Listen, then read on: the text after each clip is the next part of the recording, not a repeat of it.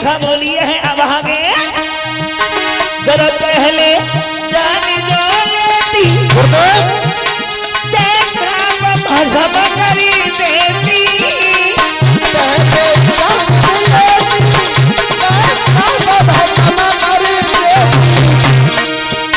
धोखा किया है। हाँ, कर पहले जान जो लेती भाषा करी देती पहले जान लेती भाषा करी अरे तेरो ये सत्यानाथ धरमी धरमी अरे तेरे हुए सत्यानाथ धरमी विगाड़ो मेरो हुए सत्यानाथ भावे धर्म विगाड़ो। पवन रेखा बोली है अब आगे अगर ये बात मैं पहले जान जाती तो हम तुझे श्राप दे देती लेकिन तूने तो हमें कहीं का नहीं छोड़ा। राक्षस बोला है पवन रेखा चिल्लाओ नहीं मेरी एक बात सुनो तुम्हारे गर्भ से किसी संतान ने जन्म नहीं लिया था और हम ये कह रहे हैं एक बहुत बहादुर बच्चे का जन्म होगा। पवन रेखा बोली है अब आगे होगा तो तेरे जैसा राक्षसी तो होगा। बोला हाँ लेकिन बहादुर संत महात्मा दीन दुखियों को सताएगा और अंत में भगवान के हाथों से मारा जाएगा। क्या हाँ मेरी बात सुना पवन रेखा कि मेरे समानी योद्धा वो होगा और बचती दिन कोई आएगा।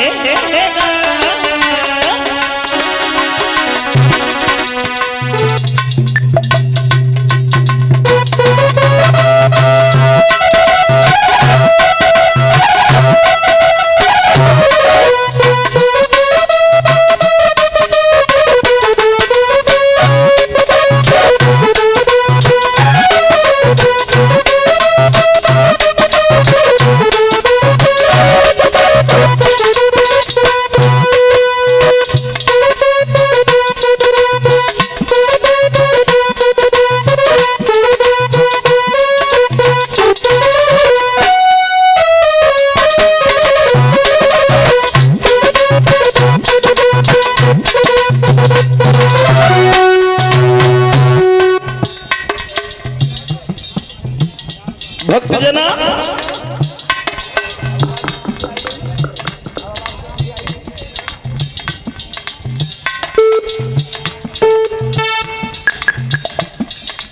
बुलाए हैं वो राक्षस मेरे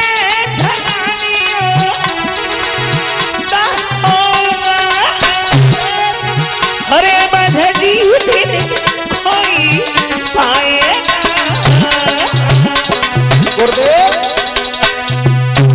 राजा और नर की बात है प्यार बस इंद्र हरि के जाएगा।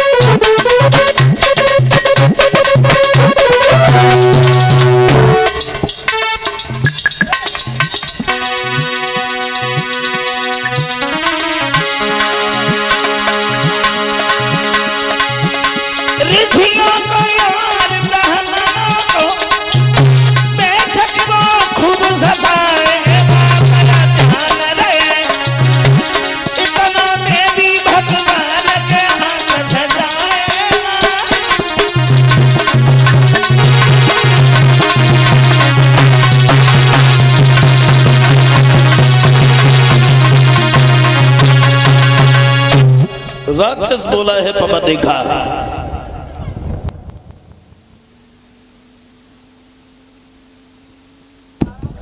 संत महात्मा दीन दुखियों को सताएगा, लेकिन अंत में भगवान के हाथों से मारा जाएगा। अब पापा देखा वहां से वापस लौट आई, और जब वापस लौट आई तो घर पर आकर के कुछ नहीं बताया कि वन में क्या हुआ। भगवान श्रोताओं, धीरे धीरे जब समय व्यतीत हुआ है,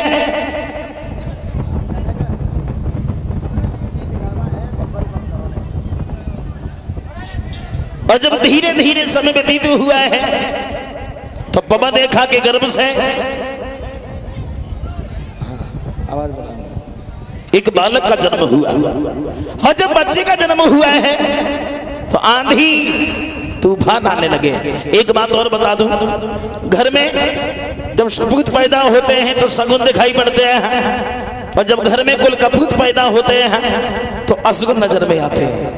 बच्चे का जब जन्म हुआ तो असगुन ही असगुन मथुरा में परिणाम ये हुआ। भागवत श्रोताओं, वहां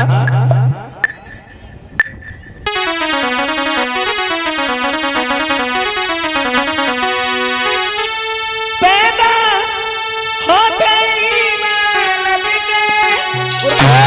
और आंधी तूफान मचाने लगी, बिजली चमकी आकाश हिलो, एक महाप्रलय सी आने लगी।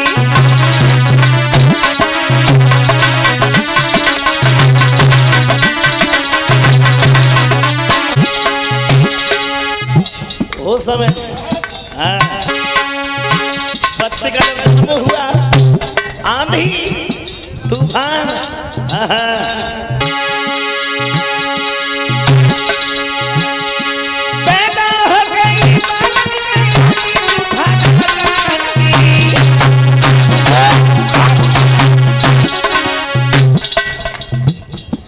बिजली चमकिया सही लो, एक महाप्रलय सी आने लगी।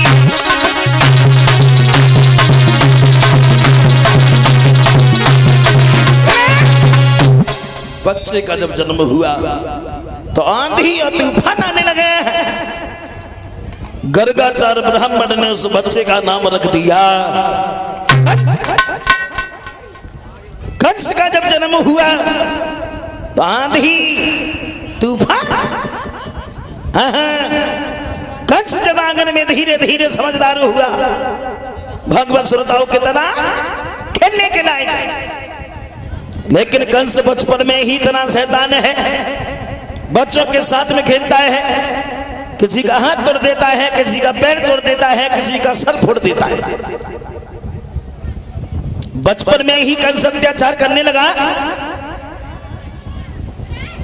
कंस जब समझदार हुआ तो अत्याचार ही करता जा रहा है। कंस की शिकायतें उग्रसेन के पास में आने लगी तो एक दिन उग्रसेन समझाने लगे, सुनो कंसराज, ये प्रजा तुम्हारी है और तुम प्रजा के लोगों को दुख देते हो, ये बात ठीक नहीं है।